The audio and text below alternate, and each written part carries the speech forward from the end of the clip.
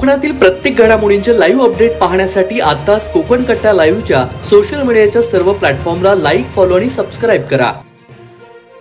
गुहागर तालुक्यातील वेल्दूर येथे नवीन पुलाचं काम सुरू आहे। नवीन पुलाच्या बाजूच्या पर्यायी मार्गावरून पावसाचं पाणी वाहत असल्यानं पर्यायी पुलावरून वाहतूक करणं धोकादायक असल्याचं सदर पर्यायी पुलावरील वाहतूक आता बंद करण्यात आली आहे। नवीन पुलाचा वापर फक्त 2 चाकी गाड्यांपुरता मर्यादित सुरू ठेवण्यात आलेला असून दाभोळ फेरीबोट मार्गे येणाऱ्या प्रवाशांनी वाहतुकीसाठी वेल्दूर ह्या मार्गाऐवजी धोपावे रानवी फाटा ह्या मार्गाने प्रवास करावा लागणार आहे। सोबतच गुहागरकडून दाभोळकडे जाणाऱ्या प्रवाशांनी रानवी वेल्दूर मार्गाऐवजी रानवी फाटा धोपावे फेरीबोट असा मार्गाचा वापर करावा लागणार आहे। मात्र यामुळे शाळेत जाणाऱ्या आणि येणाऱ्या मुलांचे हाल होणार आहेत, कारण फेरीबोटीपर्यंत त्यांना चालत जावं लागणार आहे। मात्र खाडी जवळ असल्यानं आणि पडणाऱ्या पावसामुळे कधी कधी ह्या पर्यायी मार्गावरून पाणी जाण्याचा धोका आहे आणि त्यामुळे शाळेत जाणाऱ्या मुलींना हा पूल जीवघेणा ठरू शकतो। गेले अनेक महिने हे पुलाचं काम सुरू आहे, मात्र अद्याप हे काम अजूनही अपूर्ण आहे। कोकण कट्टा लाईव्ह, गुहागर, रत्नागिरी।